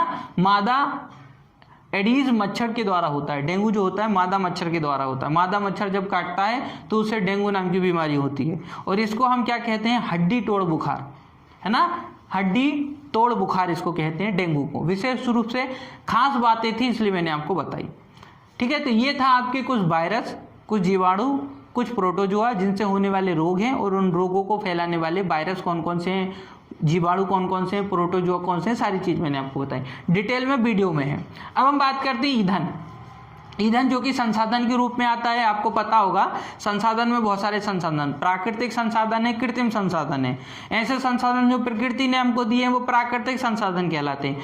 मनुष्य द्वारा निर्मित किए गए क्या कहलाते हैं? कृत्रिम संसाधन कहलाते हैं। लेकिन जब मनुष्य किसी भी कृत्रिम वस्तु का निर्माण करेगा तो उसको प्राकृतिक वस्तुओं का इस्तेमाल करना पड़ेगा। मतलब कृत्रिम वस्तुओं का निर्माण प्राकृतिक वस्तुओं से ही होता है, ये चीज आप याद रखना। प्रकृति में जितनी भी वस्तुएं आप देख रहे हैं वो सारी प्राकृतिक वस्तुओं से मिलके ही बनी है। लेकिन अब हम उसको कृत्रिम बोलते हैं क्योंकि मनुष्य द्वारा उसको निर्मित किया गया है, इसलिए वो कृत्रिम कहलाती है, लेकिन है कहीं ना कहीं वो प्राकृतिक का ही एक रूप है ना। तो प्राकृतिक वस्तु, प्राकृतिक में जितनी भी वस्तु हैं वो प्राकृतिक वस्तुएं या प्राकृतिक संसाधन कहते हैं। उसी में एक सबसे महत्वपूर्ण संसाधन आता है ईंधन, जो कि एक महत्वपूर्ण टॉपिक है आज के दौर में। ईंधन की आवश्यकता है हमको। ईंधन के रूप में क्या प्राप्त करते हैं? ऊर्जा। तो देखिए ऊर्जा, अब ईंधन भी बहुत तरीके के होते हैं, असीमित ईंधन भी होते हैं, सीमित भी होते हैं। ऐसे ईंधन जो लगातार समाप्त होते जा रहे हैं और एक समय ऐसा आएगा जो प्रकृति में उपस्थित नहीं होंगे, और कुछ ईंधन ऐसे हैं जो निरंतर चलते रहेंगे, जिसको असीमित बोलते हैं, लेकिन जो सीमित होते हैं वो देख लिए। सबसे पहले ऊर्जा प्राप्त होती है हमको ईंधन से। ईंधन में आप देखेंगे सीमित, असीमित, है ना, जिनकी कोई सीमा नहीं है, असीमित ईंधन देखिए, असीमित। जैसे कि सूर्य से जो ऊर्जा प्राप्त होती है, भूतापीय ऊर्जा, पवन ऊर्जा, ज्वरीय ऊर्जा, है ना, या फिर सीमंत ऊर्जा, जीवाश्म ऊर्जा, ये सारी ऊर्जाएं कैसी ऊर्जाएं हैं? ये सारी ऊर्जाएं आपको कैसी ऊर्जा, देखिए सबसे पहले सूर्य से प्राप्त होने वाली ऊर्जा, भूमि से प्राप्त होने वाली ऊर्जा, पवन ऊर्जा, ज्वरीय ऊर्जा, ये सारी ऊर्जा आपकी असीमित ऊर्जाएं, लगातार प्राप्त होती रहेंगी असीमित ऊर्जाएं। समुद्रों में जो लहरें उठती हैं उसको ज्वरीय ताप कहते हैं, उससे जो ऊर्जा प्राप्त होती है ज्वरीय ऊर्जा कहलाती है। सूर्य से प्राप्त होने वाली सौर ऊर्जा, भूमि से प्राप्त होने वाली भूमिगत ऊर्जा, ठीक है। पवन, चक्की से चलती है, पवन से प्राप्त होने पवन ऊर्जा। अब हम बात करते हैं सीमित ऊर्जा, जो कुछ समय पश्चात नष्ट हो जाएंगे, खत्म हो जाएंगे, वो सीमित ऊर्जा कहलाएंगे। जैसे कि जीवाश्मों से प्राप्त होने वाली ऊर्जा, कोयले से प्राप्त होने वाली ऊर्जा, पेट्रोल से प्राप्त होने वाली ऊर्जा, परमाणु ऊर्जा, जैविक ऊर्जा, तापीय ऊर्जा, ये सारी ऊर्जा कैसी ऊर्जा हैं? ये सारी ऊर्जा हैं हमारी जो एक समय पश्चात नष्ट हो जाएंगी, इसको सीमित ऊर्जा कहते हैं। सीमित, कुछ समय के लिए सीमित है, फिर ये नष्ट हो जाएंगी, खत्म हो जाएंगी, प्रकृति में उपस्थित नहीं रहेंगी, ठीक है। अब हम बात करते हैं ऊर्जा के अंतर्गत प्राकृतिक जितनी भी गैसें हैं, ये भी कैसी गैसें हैं? प्राकृतिक जितनी भी गैसें हैं ये भी सीमित हैं, क्योंकि इनका रूप परिवर्तित होता चलेगा, प्रदूषित हो जाएंगी, फिर अब वो हमारे काम की नहीं रहेंगी। तो इनके लिए भी आप देखेंगे प्राकृतिक जितनी भी गैसें हैं, प्रकृति में जितनी भी गैसें, उनको सीमित कहा जाता है, वो सीमित अवस्था में है, ठीक है। लेकिन जो सूर्य से प्राप्त होती है ऊर्जा, भूगर्भीय ऊर्जा, पवन ऊर्जा, समुद्र से प्राप्त होती है ऊर्जा, उसको असीमित ऊर्जा कहते हैं, लगातार प्राप्त होती रहेगी। अब ऊर्जा के अंतर्गत सबसे महत्वपूर्ण होता है कोयले से ऊर्जा प्राप्त करते हैं, और कोयले के बारे में आपको बहुत सारी जानकारी पता होनी चाहिए। कोयले के कई प्रकार के प्राप्त रूप होते हैं, जैसे कि हीरा, ग्रेफाइट, है ना, चारकोल, ये सब कोयले के ही तो रूप हैं। कोयले में किस प्रकार से कार्बन उपस्थित होता है, महत्वपूर्ण होता है कार्बन। कोयले के अंतर्गत सबसे महत्वपूर्ण होता है कार्बन। तो देखिए अगर हम कोयले की बात करें तो एंथ्रेसाइट कोयला होता है, बिटुमिन्स कोयला होता है, लिग्नाइट कोयला होता है, पीट कोयला होता है। 4 प्रकार के कोयले आपको याद रखना है। एंथ्रेसाइट कोयला सबसे अच्छा कोयला होता है। बिटुमिन्स कोयला भारत में सबसे ज़्यादा पाया जाता है, सबसे अच्छा कोयला होता है एंथ्रेसाइट कोयला। भारत में सबसे ज़्यादा पाया जाता है बिटुमिन्स कोयला, है ना। तो देखिए सबसे पहले हम बात करते हैं कोयला कब बनता है, जब उसमें कार्बन की उपस्थिति होती है। कौन कितने अधिक कार्बन उपस्थित है, जिस कोयले में सबसे अधिक कार्बन उपस्थित होता है वो सबसे अच्छा कोयला कहलाता है। जैसे एंथ्रेसाइड में 90 से लेकर तो 98% तक कोयला पाया जाता है, इसलिए कार्बन पाया जाता है, ठीक है। एंथ्रेसाइड कोयला जो होता है इसमें 90 से लेकर 98% तक क्या पाया जाता है, कार्बन पाया जाता है। सर्वाधिक अच्छा कार्बन, ये सर्वाधिक अच्छा कोयला हम कहते हैं एंथ्रेसाइट कोयले को। फिर आता है बिटुमिन्स कोयला भारत में सबसे ज़्यादा पाया जाता है और इसमें 70 से 80% तक कार्बन उपस्थित होता है, 70 से 80% तक। फिर आता है लिग्नाइट कोयला राजस्थान में सबसे ज़्यादा पाया जाता है और इसमें अगर आप देखेंगे तो 60 से 70% तक कार्बन उपस्थित होता है। लिग्नाइट जो कोयला होता है इसमें 60 से 70% तक कार्बन उपस्थित होता है। फिर हम बात करते हैं पीट कोयले में आप देखोगे तो 50 से 60% तक ही कार्बन उपस्थित होता है। जो पीट कोयला होता है इसमें 50 से 70% तक ही कार्बन उपस्थित होता है। ये कुछ आपके 4 प्रकार के कोयले थे, एंथ्रेसाइट कोयला, बिटुमिन्स कोयला, लिग्नाइट कोयला और पीट कोयला, है ना। पीट कोयला जो होता है जीवाश्म पदार्थों से निर्माण होता है इसका। अब हम बात करते हैं हीरे में 100% कार्बन उपस्थित होता है, इसलिए वो सबसे ज़्यादा महत्वपूर्ण होता है। सर्वाधिक मात्रा में कार्बन किसी में पाया जाता है तो वो हीरे में पाया जाता है। हीरे में सबसे ज़्यादा कार्बन होता है, 100% कार्बन होता है हीरे में। और काजल, जो नॉर्मल हम काजल लगाते हैं ना, वो काजल में होता है 99% कार्बन होता है काजल में। और उसके बाद आप देखेंगे एंथ्रेसाइड, जो मैं आपको बता चुका हूं, एंथ्रेसाइड में 95% तक क्या पाया जाता है, कार्बन पाया जाता है। तो सबसे ज्यादा कार्बन होता है आपका हीरे में, फिर उसके बाद काजल में 90%, 99% काजल में होता है, और 95% 95% एंथ्रेसाइड में पाया जाता है। ठीक है। पेट्रोल जैसे कि आप जानते हैं एक ईंधन के रूप में है। पेट्रोल की शुद्धता को ऑक्टेन में मापा जाता है। जैसे कि आप देखेंगे किसी भी चीज को मापा जाता है, भूकंप की तीव्रता को रिएक्टर पैमाने पर मापा जाता है, उसी तरीके से पेट्रोल की शुद्धता को ऑक्टेन शुद्धता में मापा जाता है या ऑक्टेन पैमाने पर मापा जाता है। तो पेट्रोल की शुद्धता को ऑक्टेन पर मापा जाता है। डीजल की शुद्धता को सीनेट पर मापा जाता है। डीजल जो होता है ना, डीजल की शुद्धता को सीनेट पर मापा जाता है। ये चीजें याद रखना है, किसको किस तौर पर मापा जाता है, तौला जाता है, शुद्धता देखी जाती है। हीरे की शुद्धता 24 कैरेट पर देखी जाती है। कार्बन जितना ज्यादा उपस्थित होगा, हीरा उतना ज्यादा शुद्ध होगा।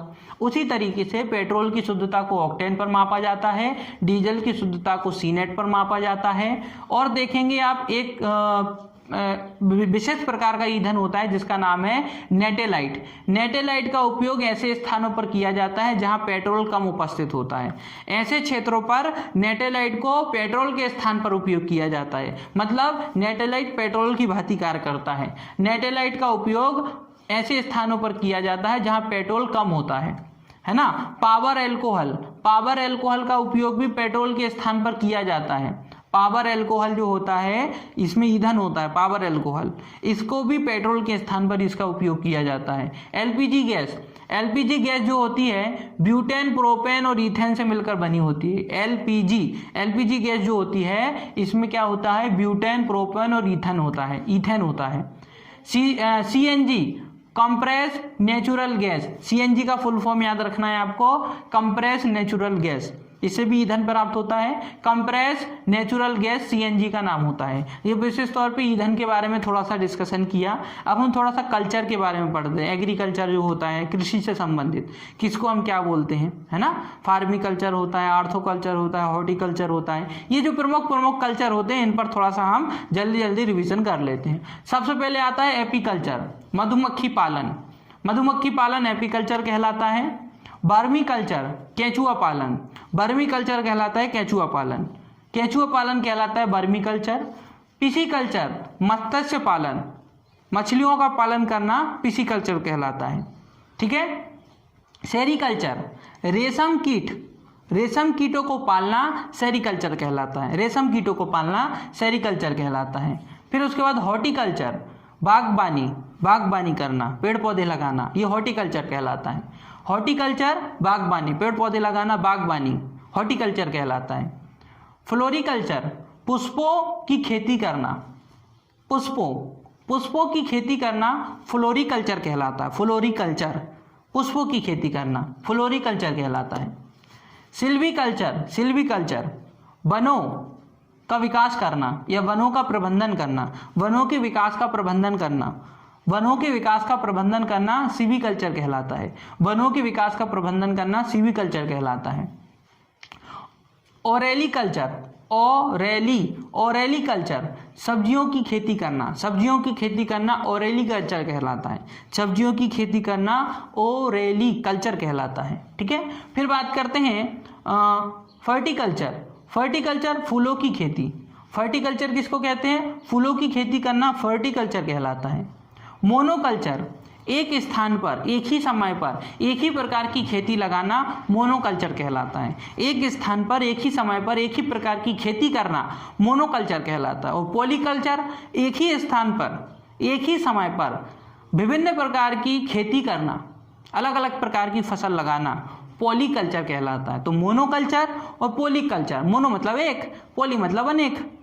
मोनोकल्चर, एक स्थान पर एक ही समय पर एक ही प्रकार की खेती करना मोनोकल्चर कहलाता है। और एक स्थान पर एक ही समय पर अलग अलग प्रकार के पौधे लगाना, अलग अलग प्रकार की खेती करना पॉलीकल्चर कहलाता है। फिर हम बात करते हैं विटीकल्चर, अंगूरों की खेती करना विटीकल्चर कहलाता है। विटीकल्चर अंगूरों की खेती करना कहलाता है। हाइड्रोकल्चर, पानी में कृषि करना या फिर बिना मिट्टी की कृषि करना।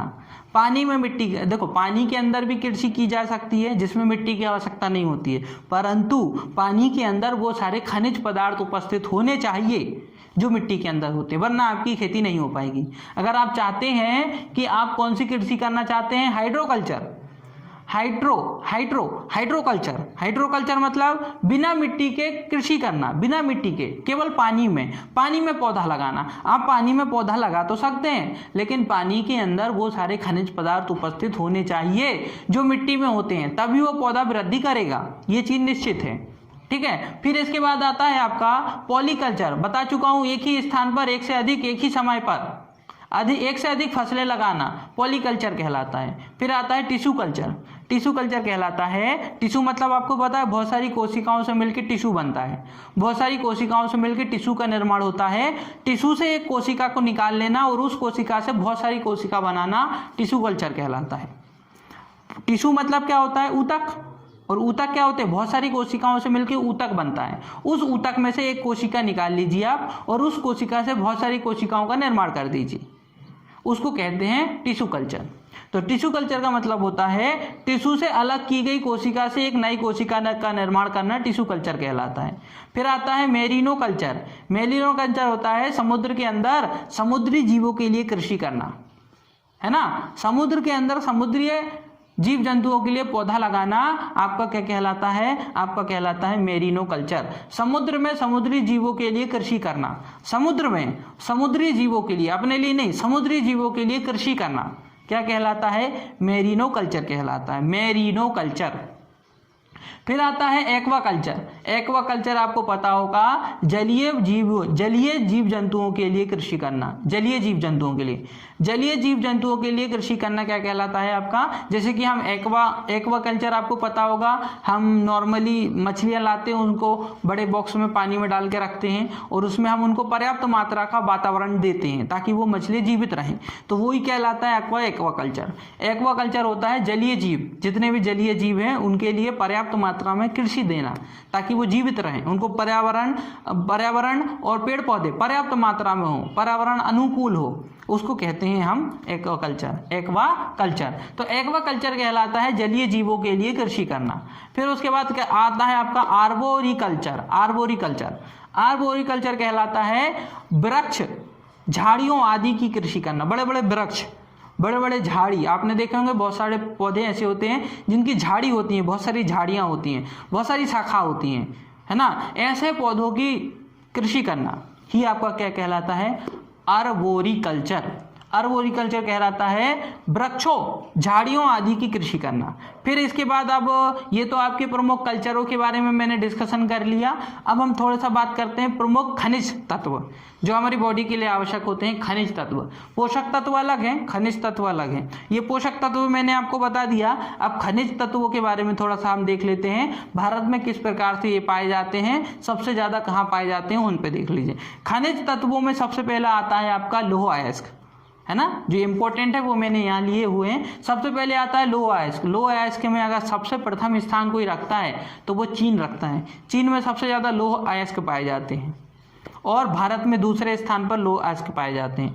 लोहे की बात करें, लौह अयस्क ये सबसे ज़्यादा चीन में पाए जाते हैं और भारत में दूसरे स्थान पर पाए जाते हैं। ठीक है, अगर भारत में बात करें तो सबसे ज़्यादा कर्नाटक में पाए जाते हैं लौह अयस्क। कर्नाटक में, भारत में बात करें तो सबसे ज़्यादा कर्नाटक में पाए जाते हैं। फिर उसके बाद मैग्नीज, मैग्नीज के उत्पादन में प्रथम स्थान रखता है दक्षिण अफ्रीका। दक्षिण अफ्रीका जो है एक महाद्वीप है, दक्षिण अफ्रीका, है ना, तो दक्षिण अफ्रीका जो देश है जिसके अंतर्गत जो अफ्रीका एक महाद्वीप है, वहाँ एक देश देखने को मिलेगा दक्षिण अफ्रीका। तो दक्षिण अफ्रीका जो है वो मैग्नीज के उत्पादन में प्रथम स्थान रखता है और दूसरा स्थान रखता है भारत, जो मैग्नीज के उत्पादन में रखता है वो 5वां स्थान रखता है। भारत मैग्नीशियम के उत्पादन में या मैग्नीज के उत्पादन में 5वां स्थान रखता है, पहला स्थान दक्षिण अफ्रीका रखता है। ठीक है, अगर हम देखें ये स्थान किसमें, भारत में, तो मध्य प्रदेश पहला स्थान रखता है मैग्नीज के उत्पादन में। तो मैग्नीज के उत्पादन में विश्व में अगर हम बात करें, विश्व में तो पहला स्थान रखता है दक्षिण अफ्रीका और भारत रखता है 5वां स्थान। लेकिन भारत में अगर हम बात करें तो मध्य प्रदेश पहला स्थान रखता है मैग्नीज के उत्पादन में। फिर इसके बाद हम बात करते हैं बॉक्साइट। बॉक्साइट के उत्पादन में ऑस्ट्रेलिया प्रथम स्थान रखता है। बॉक्साइट के उत्पादन में ऑस्ट्रेलिया प्रथम स्थान रखता है। अगर हम भारत में बात करें तो उड़ीसा प्रथम स्थान रखता है भारत में बॉक्साइट के उत्पादन में। देखो विश्व की अगर हम बात करें तो विश्व में बॉक्साइट का सबसे ज़्यादा उत्पादन ऑस्ट्रेलिया करता है, लेकिन भारत में बॉक्साइट का सबसे ज़्यादा उत्पादन उड़ीसा करता है। कौन सा? उड़ीसा राज्य करता है। अब हम बात करते हैं तांबा। तो तांबे के उत्पादन में अगर आप देखेंगे चिली एक देश है, दक्षिण अफ्रीका का एक देश है, दक्षिण अमेरिका का एक देश है चिली सबसे ज़्यादा तांबे का उत्पादन करता है। चिली जो देश है वो सबसे ज़्यादा तांबे का उत्पादन करता है। जो सबसे ज़्यादा तांबे का उत्पादन चिली देश करता है, दक्षिण अमेरिका में पाया जाता है ये देश। और भारत में मध्य प्रदेश में सबसे ज़्यादा तांबे का उत्पादन होता है। भारत में अगर आप देखेंगे तो मध्य प्रदेश में सबसे ज़्यादा तांबे का उत्पादन होता है। फिर इसके बाद हम बात करते हैं आप देखेंगे सोना। तो सोने के उत्पादन में चीन प्रथम स्थान रखता है और भंडारण में ऑस्ट्रेलिया। मतलब उत्पादन चीन में सबसे ज़्यादा होता है सोने का, लेकिन भंडार करके सबसे ज़्यादा कौन रखता है? ऑस्ट्रेलिया। तो ऑस्ट्रेलिया में सबसे ज़्यादा सोना पाया जाता है भंडारण के आधार पर, लेकिन सबसे ज़्यादा सोने का उत्पादन चीन देश के द्वारा किया जाता है। ठीक है। और भारत में अगर आप देखेंगे तो कर्नाटक में देखने को मिलेगा सबसे ज़्यादा सोने का उत्पादन, है ना। कर्नाटक में भंडारण और उत्पादन दोनों आपको कर्नाटक देखने को मिलेंगे भारत में सोने का। फिर हम बात करते हैं अभ्रक एक महत्वपूर्ण खनिज तत्व हो जाता है। खनिज तत्वों में अभ्रक महत्वपूर्ण हो जाता है। क्यों? क्योंकि उत्पादन में तो भारत प्रथम रखता है, लेकिन भंडारण में मध्य प्रदेश में सबसे ज़्यादा होता है अभ्रक का, है ना। तो अभ्रक की अगर हम बात करें तो उत्पादन में चीन है तथा भंडारण में भारत है। भंडारण में सबसे ज़्यादा भंडारण भारत में होता है सबसे ज़्यादा अभ्रक का। सबसे ज़्यादा अभ्रक पाया जाता है भारत में, लेकिन उसका उत्पादन सबसे ज़्यादा कौन करता है? वो चीन करता है। अभ्रक जो एक खनिज पदार्थ है उसका सबसे ज़्यादा उत्पादन चीन में होता है, लेकिन सबसे ज़्यादा भंडारण आपको कहाँ देखने को मिलेगा? भारत में देखने को मिलेगा। फिर हम बात करते हैं आंध्र प्रदेश में भी सबसे ज़्यादा, अगर पूरे देश की बात करें, भारत देश की बात करें तो आंध्र प्रदेश में सबसे ज़्यादा अभ्रक पाया जाता है। फिर उसके बाद करते हैं डोलोमाइट में अगर हम भंडारण की बात करें तो मध्य प्रदेश में सबसे ज़्यादा डोलोमाइट पाया जाता है। मध्य प्रदेश में सबसे ज़्यादा डोलोमाइट पाया जाता है। भंडारण है सबसे ज़्यादा मध्य प्रदेश में डोलोमाइट का, लेकिन ये डोलोमाइट का उत्पादन आंध्र प्रदेश द्वारा किया जाता है। आंध्र प्रदेश जो एक राज्य है आंध्र प्रदेश, उसके द्वारा सबसे ज़्यादा किसका उत्पादन किया जाता है? डोलोमाइट का उत्पादन किया जाता है। लेकिन डोलोमाइट का सबसे ज़्यादा भंडारण कहाँ किया जाता है? तो डोलोमाइट का सबसे ज़्यादा भंडारण होता है, आप देखेंगे वो भंडारण सबसे ज़्यादा होता है मध्य प्रदेश में, और सबसे ज़्यादा उत्पादन डोलोमाइट का होता है आंध्र प्रदेश में। ठीक है, ये सारी चीज़ें याद रखना है। यहाँ हमारा ये कंप्लीट होता है हमारी मास्टर वीडियो पर्यावरण की, जो मैंने जिसके अंतर्गत आपको सारी चीज़ें बताई, चाहे वो वायुमंडल हो, चाहे वो स्थल मंडल हो, जलमंडल हो, चाहे वो पारिस्थितिक तंत्र हो, चाहे वो किसी भी प्रकार के पर्वत हो, चाहे वो मिट्टियां हो, चाहे पोषक तत्व हो जिसमें कार्बोहाइड्रेट, विटामिन हैं, बहुत सारी चीज़ें हमने यहाँ डिस्कशन कर ली है। इस वीडियो को अगर आप, और फर्स्ट जो वीडियो पार्ट फर्स्ट है और पार्ट सेकंड है, इसको अगर आप 2 या 3 बार कंप्लीट देखते हैं तो सारी चीज़ें आपकी क्लियर होने वाली हैं और आपको बहुत सारी चीज़ें इस वीडियो से याद हो जाएंगी। तो इसी के साथ आज की वीडियो हमारी समाप्त होती है। वीडियो अगर आपको पसंद आई हो तो वीडियो को लाइक ज़रूर करें, हमारे चैनल को सब्सक्राइब करें। अगर आपने चैनल ऑलरेडी सब्सक्राइब किया हुआ है तो बेल आइकन जरूर प्रेस करें ताकि आने वाली सारी वीडियो का नोटिफिकेशन आपको प्राप्त हो सके। ओके दोस्तों, thank you, thanks for watching.